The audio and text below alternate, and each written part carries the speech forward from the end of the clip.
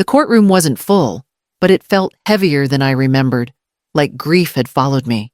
Here sat down beside me and waited for round 2. Case 1087, the clerk called. Milo Warren v. Imelda Warren. I stood as instructed, my hands tight around the folder. Thomas left on his nightstand the day before he slipped into hospice care. I hadn't opened the sealed section yet. Not fully. Just enough to know he'd planned for this. Milo didn't look at me. He was already seated beside his wife Kendra Sharp, in a gray suit, tapping away on her phone, like the outcome had already been posted online. He glanced up, once met my eyes, then rolled his. A silent message. You're wasting everyone's time. But I didn't flinch.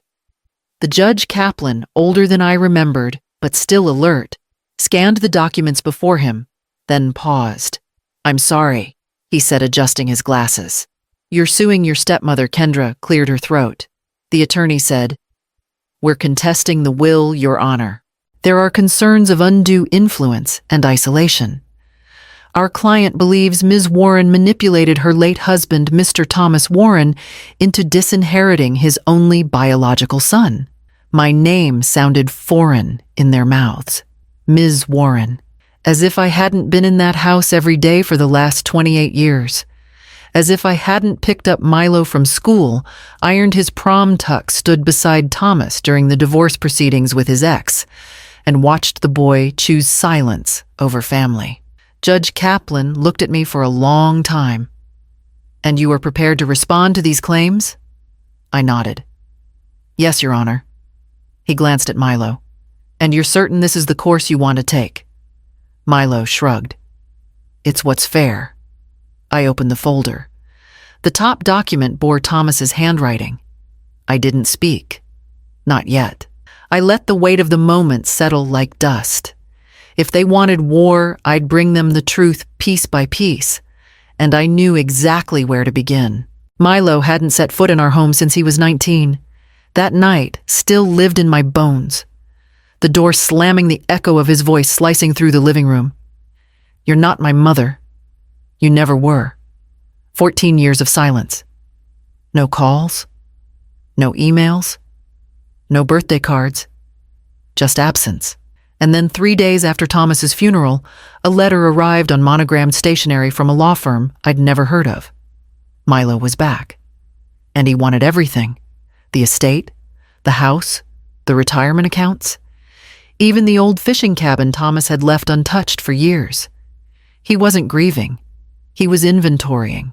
I sat at the edge of the bed that morning, still in my robe, holding the letter in one hand and Thomas's folder in the other. The folder he'd made me promise to follow.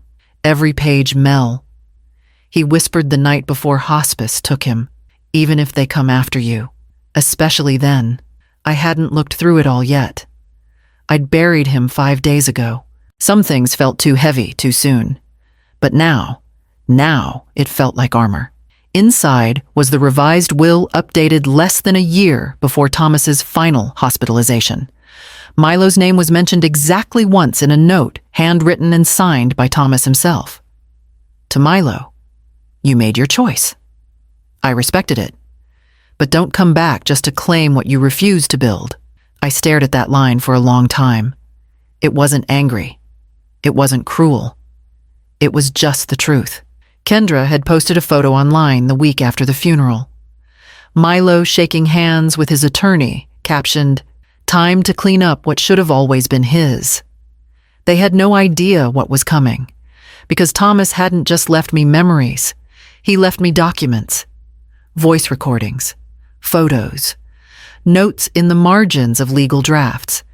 And somewhere near the bottom of that folder, a sealed envelope marked, "To be opened if Milo files." I slid it out, pressed my fingers to the flap, and began to read. I met Thomas when Milo was 5, wild-eyed and wound tight from things no child should have had to carry.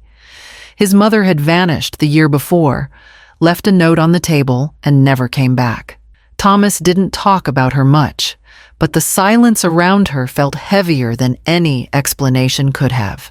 The first time Milo looked at me, it was with suspicion, like he'd already decided how the story would end. I tried anyway. I made dinosaur-shaped pancakes, learned the names of his favorite comic book characters, stayed up late, helping him build school projects, even when he pretended not to care. For a little while, it worked.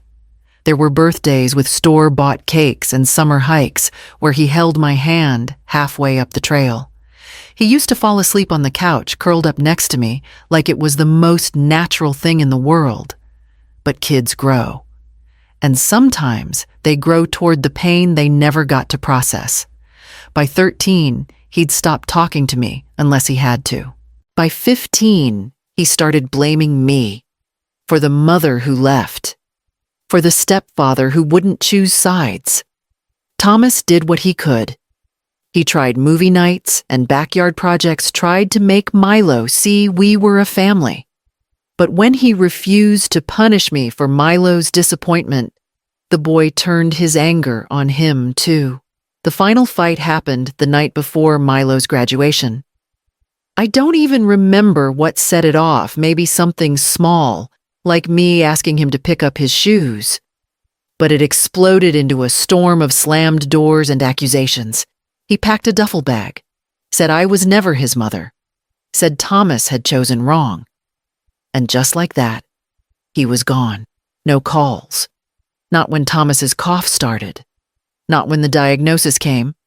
Not when I begged once to please at least call your father. He never did. The next time I saw him was at the funeral. Clean cut, polished with Kendra on his arm. The last week of Thomas's life was measured in beeps from monitors, from the oxygen machine, from the unanswered calls I made to Milo. 27 times. Each one rang out into silence, then cut to the same message. This number is unavailable. I kept trying. Maybe out of hope, maybe out of guilt. He deserves to know, I told Thomas softly. He's still your son. Thomas didn't look at me. His eyes were on the window, on a patch of sunlight trembling against the hospital wall. If he cared, he said finally, voice thin, he'd already be here. That was the last real conversation we had. The next morning, his breathing turned shallow, and by evening, it stopped altogether. The funeral came 3 days later. I barely recognized Milo when he arrived, tailored suit, expensive watch, Kendra's manicured hand on his arm. They stood at the back of the chapel, didn't approach the casket, didn't speak to anyone. When the service ended, I turned to leave, and there he was. Sorry for your loss, he said. The words were practiced, almost polite. He didn't hug me. He didn't ask how his father's final days had been. He just glanced around the house afterward like he was appraising the furniture, then left without a word. 3 days later, a courier delivered an envelope to my doorstep. Legal letterhead. His name in bold. Notice of intent to contest the estate. The accusations were simple and cruel: undue influence, manipulation, isolation. Claims that I'd coerced Thomas into rewriting his will, cutting out his only son. I sat in the kitchen, where Thomas and I used to eat breakfast every morning. The letter spread out beside a mug gone cold. Outside, the wind rattled the porch chimes he'd hung the year we married. All those years of silence. And now he wanted everything. Not the memories. Not the man, just the house, the land, the money. I folded the letter, once placed it beside Thomas's folder, and whispered, he came after what was left. Then I opened the folder again. It was time to use what Thomas had prepared. They brought framed photos to court, printed, labeled, and placed on a small easel by the attorney, like it was a slideshow of some great betrayal. Christmases, birthdays, Sunday dinners, all without Milo. Kendra sat with her hands clasped neatly in her lap, while her husband stared straight ahead, stone-faced, as his lawyer told the judge I'd erased him from his father's life. She isolated him, the attorney said, gesturing toward the photos. Controlled his schedule. Kept the son at arm's length until the man died, believing he didn't have one. I didn't interrupt. But inside, my jaw ached from holding still. They didn't show the photos of the empty chair at Thanksgiving, the ones where I'd lit a candle beside the turkey, because Thomas still insisted on setting a place for him. They didn't show the voicemails we left, the gifts we mailed that were never opened. They didn't say a word about the graduation Milo skipped, or the wedding invitation that never came, or the times Thomas said, maybe next year, and stopped believing it by spring.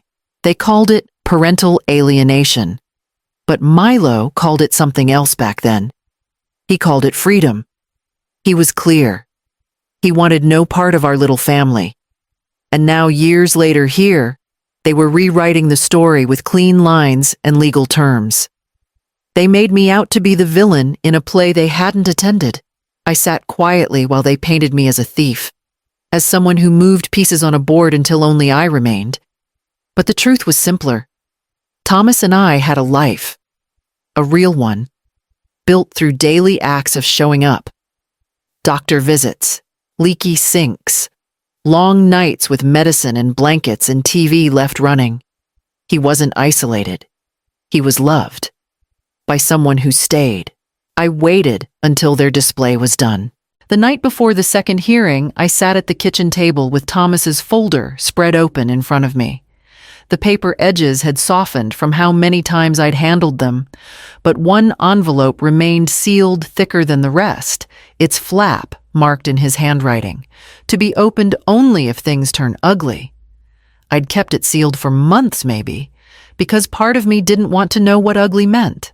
But now, with Milo's lawyer turning our marriage into a crime scene, it was time. The glue cracked softly as I slid a knife along the seam. Inside was a notarized letter dated 6 months before he died. I recognized the firm's stamp, his longtime attorney. To whom it may concern, it began. This statement is made of my own free will and sound mind. I anticipate future disputes regarding my estate. My decisions were deliberate. They were made without pressure, persuasion, or manipulation by any party, including my wife, Imelda Warren. Beneath that were attachments pages of bank transfers, messages, emails. Milo's name appeared again and again. Every conversation started the same. Hey, Dad, I just need a little help until next month. And ended the same. Thanks. I'll call you soon. But the calls never came. There were records of over 80 transfers across 10 years. Enough to make me sick. Not because of the money, but because of how many chances Thomas had given him to come home and how each one had been traded for silence. Near the end of the letter, one line was underlined twice in black ink. If he shows up asking for anything after I'm gone, he's here for what I built, not for me. I stared at those words until they blurred. Outside, the wind pressed against the windows low and steady, like a voice reminding me this was why Thomas had prepared everything. I folded the papers, slipped them into my bag, and felt the weight settle into purpose. When morning came, I was ready to hand them to the court. Mrs. Warren? My lawyer began, his voice steady but clear. How many times did Milo visit your home in the last 10 years? I didn't hesitate. Once. He gave me a moment, then added, and when was that? The funeral. The courtroom was quiet. Milo didn't flinch, just kept his gaze fixed on the judge's jaw, clenched tight. Did he call during your husband's illness? My lawyer asked. No. Did he respond to any messages? I shook my head. Not to me. Not to Thomas. We left voicemails. Sent cards. But he never called back. I felt every pair of eyes on me as I spoke. I kept my voice even, not cold, just honest. Thomas had 3 surgeries. 2 rounds of chemo. I drove him to every appointment, stayed through every scan. I slept in a chair beside him more nights than I can count. I paused. He only asked for one thing during those months. He asked if Milo might call. And did he? No, I said again. What did your husband say about that? I swallowed hard. He stopped asking after a while. Just said, I guess he's busy. There was a silence then. No one rushed to fill it. Did Mr. Warren, your husband, ever express regret over the decisions made in his will? I opened my bag and held up the notarized letter, now entered into evidence. He prepared for this. My lawyer nodded, then turned to the judge. No further questions.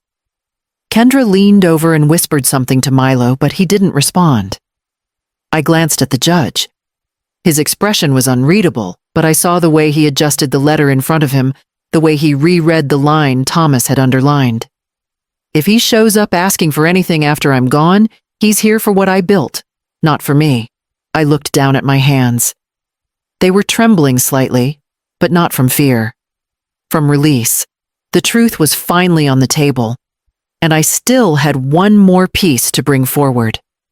I'd debated whether to use it. Thomas's last card, the one I wasn't even sure would be allowed, but Judge Kaplan had known him. They'd worked together for 2 decades on the State Ethics Board. If anyone would understand the weight of Thomas's words, it was him.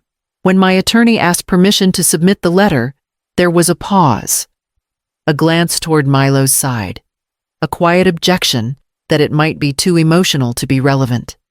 But Kaplan lifted a hand before anyone else could speak. Let me see it. He read in silence. The letter wasn't long, just a page and a half written in Thomas's careful hand. Dear Frank, it began. If you're reading this, then what I feared most has come to pass. He laid it bare, the distance with Milo, the attempts to repair it, the guilt he'd carried for not being enough father and too much man trying to hold everything together. I have always hoped Milo would come back for me, he wrote, not for what I could give him, but because he missed who I was to him. There was a line that made me stop breathing when I read it the first time, and I saw the judge pause on it now, but I raised a son who left before I did. Thomas didn't excuse him. But he didn't condemn him either. He just told the truth. The last paragraph was about me.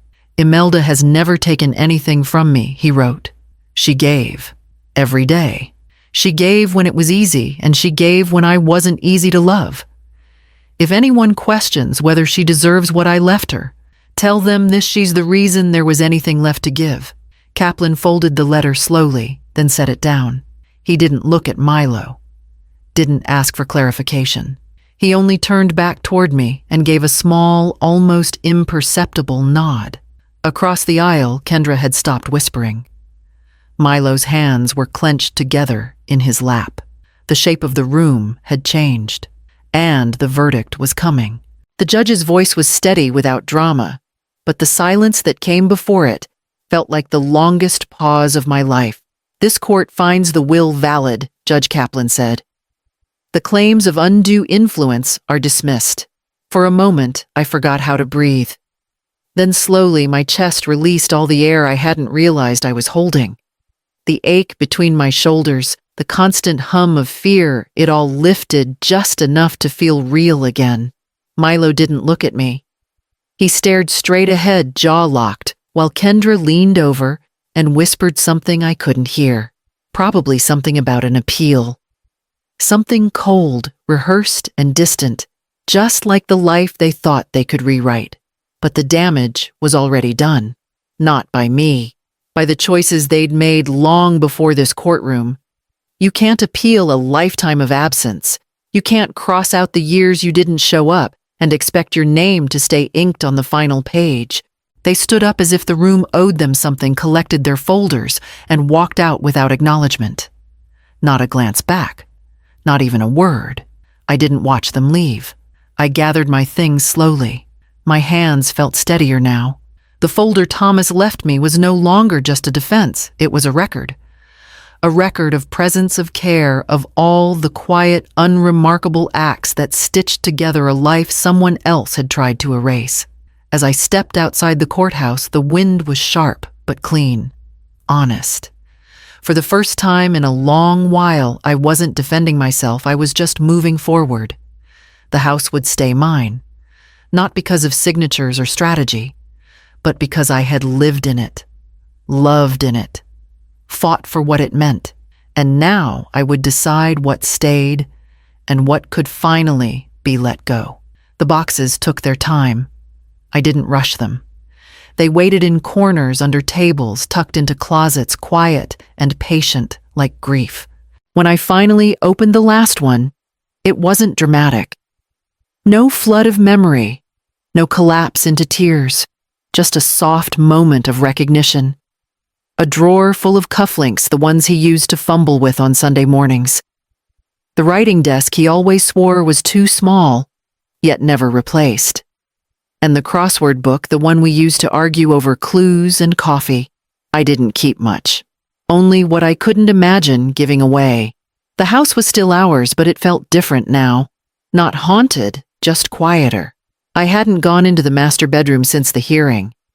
I used the guest room, made tea in the kitchen, let the dust settle where it wanted to. I think I needed time to remember it as more than just the room where it ended. But one night, I walked in. Not because I was ready, but because I was tired of avoiding the place we spent half a lifetime building.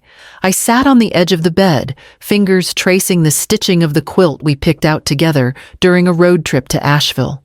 And then I opened the top drawer of his nightstand. There was a folded note inside, yellowed just slightly at the edges. His handwriting was still firm, still Thomas. I wish I'd found a way to bring you two together, but you were never the one who left. That was all. No instructions, no closure, just acknowledgement. I read it twice, then folded it back into the envelope, this time not to store, but to carry. I didn't need to win anything anymore. Not court cases, not arguments, not someone else's version of the past. The house was quiet, and for once, so was I. I turned off the light, walked back down the hall and made tea, and this time, I left the bedroom door open behind me.